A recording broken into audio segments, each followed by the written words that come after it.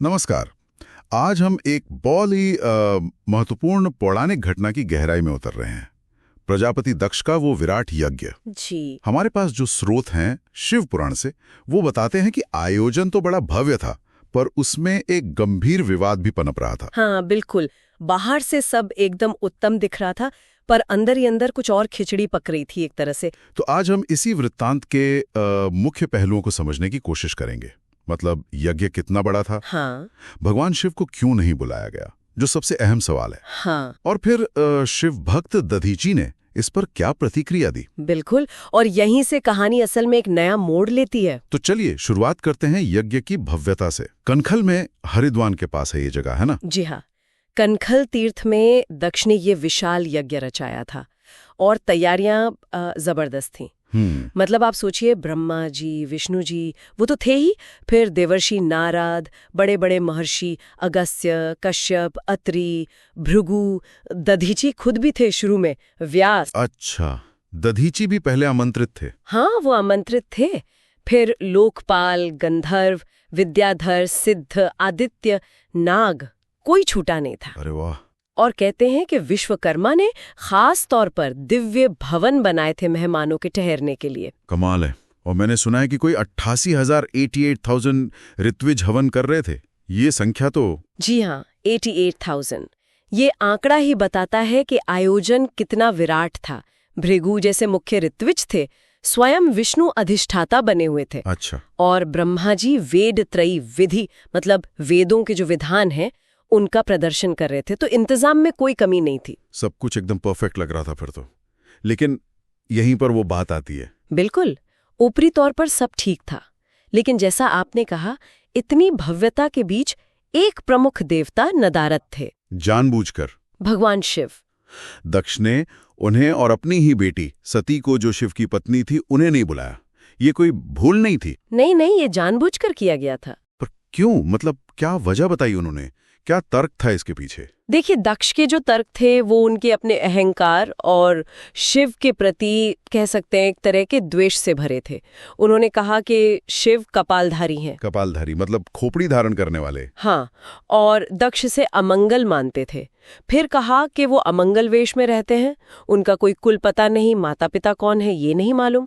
वो भूत प्रेतों के स्वामी हैं, अकेले रहते हैं, वीतरागी जैसे। अच्छा। दक्ष के हिसाब से वो अभिमानी है, मूढ़ है और इसलिए यज्ञ में बुलाने योग्य नहीं।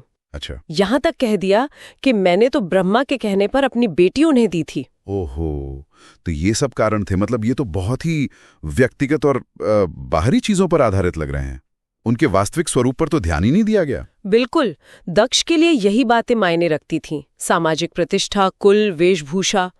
पर यज्ञ में शिवजी का न होना, ये बात शिव भक्तों को खटक गई, और खासतौर पर महर्षि दधीची को माने जाते हैं। उन्होंने क्या किया फिर भारी सभा में? उन्होंने भारी सभा में आपत्ति उठाई, साफ साफ कहा कि भगवान शंकर के बिना ये यज्ञ ना तो शोभा पा रहा है, ना ही ये मंगलकारी हो सकता है। उनका तर्क था कि शिव तो ऐसे देवता हैं कि उनकी उपस्थिति से ही अमंगल भी मंगल हो जाता है। यज्ञ पवित्र तभी होगा जब वो यहाँ होंगे। उन्होंने दक्ष और बाकी देवताओं से भी कहा कि जाइए शिव और सती को तुरंत आदर के साथ बुलाकर लाइए। लेकिन दक्ष, वो तो पहले ही इतने अहंकार में थे, उन्हें कहा ये बात जमी होगी।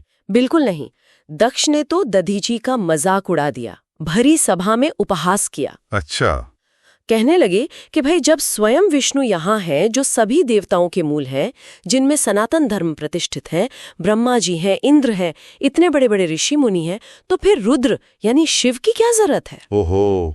और फिर से शिव के लिए अपमानजनक बातें कहीं, और दधीची को कहा कि आप चुप रहिए और यज्ञ सफल बनाने में मदद कीजिए, जाइए मत। तो मामला बढ़ गया फिर तो, टकराव सीधा हो गया। हाँ, टकराव बढ़ गया। इसके बाद क्या हुआ? दधीची ऋषि चुप बैठ गए? नहीं, वो चुप कैसे बैठते, उन्हें क्रोध आ गया।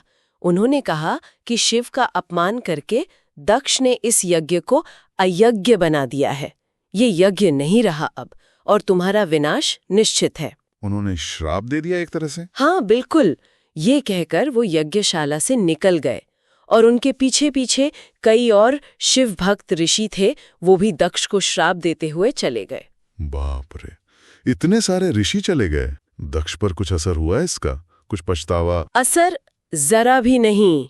उल्टा उसने उन जाते हुए ऋषियों का मजाक उड़ाया, उन्हें नाम मात्र का ब्राह्मण कहा, वेद बहिष्कृत कह दिया। क्या बात कर रहे हैं? हाँ, और कहा कि अच्छा हुआ ये चले गए। वो तो खुश हुआ कि ऐसे शिव भक्त यहाँ से गए।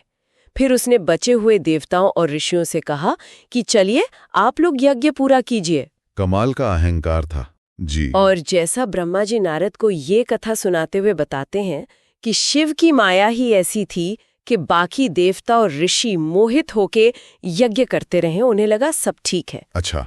लेकिन असल में दधीची और दूसरे ऋषियों के श्राप की वजह से वो यज्ञ अंदर से कह सकते हैं श्रापित हो चुका था, उसकी पवित्रता नष्ट हो चुकी थी और यहीं से उस यज्ञ के विध्वंस की भूमिका तैयार हो गए।